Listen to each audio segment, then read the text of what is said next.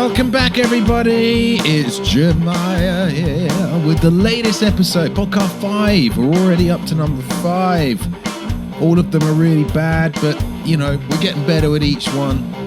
Discussing, a lot of things, but mainly sort of a philosophical approach to wokeness and celebrity and culture and everything that's going on at the moment, which is just a little bit out of control.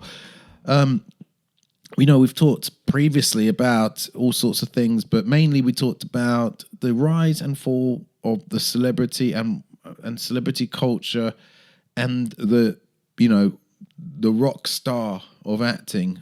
We touched on music and other things a little bit, but those are the main things we talked about. And now we're moving on. Now we're moving on to a wider view of things, including politics, censorship, and so on. Only today, I was reading about Joe Rogan, the podcaster, saying that, no one's censoring him on his podcast. That he's now, he's gone to Spotify and all the rest of it. But he said no one's censoring him when it's blatantly clear that the people who work for Spotify have been discussing openly about at least that's what the rumors are, about potentially not rioting. What's the word? Striking. Thank you. They're striking over some podcasts being available on the platform. Like the Alex Jones one, also the Milo's one, and various sort of right-wing people or whatever. Whereas what made Joe Rogan so popular was the fact he had different voices on his platform. And as soon as he's moved over, these questions have been asked. He's denied it and said this isn't happening. But he said, interestingly, I'm sure that Spotify have conversations about all sorts of things. Well, those conversations have consequences and lead somewhere. My big concern is that money will eventually buy out voices who stood true for a fair and balanced view. I have talked about in my previous videos about how there's a new generation of podcasters all coming out from their homes talking about stuff, or small, low-budget studios, etc. Yeah. But what happens if they get to a point where they're able to get bought out by big money? They say everyone has a price. Maybe they do. Maybe they don't. Maybe some people will not be bought. But the problem is, if Joe Rogan's podcast had all just showed up on Spotify and everything was as it was, then no one would say anything. But missing episodes and certain episodes that are missing, I mean, come on, man. Give me a break. We all know what's going on. And I love the fact that some people are like, no, that's not what's going on. It is, because you don't pick out those specific episodes that are missing and then suddenly go, oh, yeah. I mean, I think that perhaps Joe's being a little bit naive in thinking that they're not going to work around him to circumvent his will, which is to just leave everything as it were.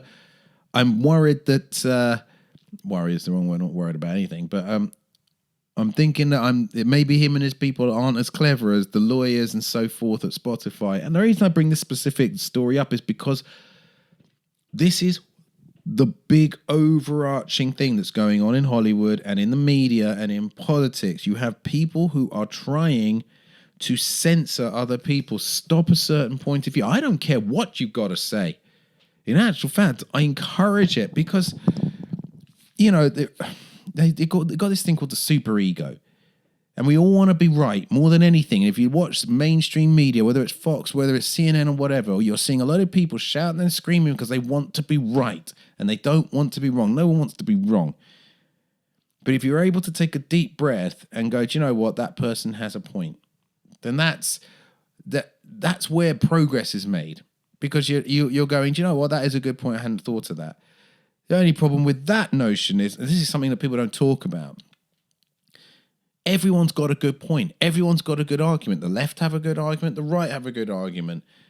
And if you're not a lawyer or a debater, you could be like, well, you're making a load of fair points, but I still prefer this other person.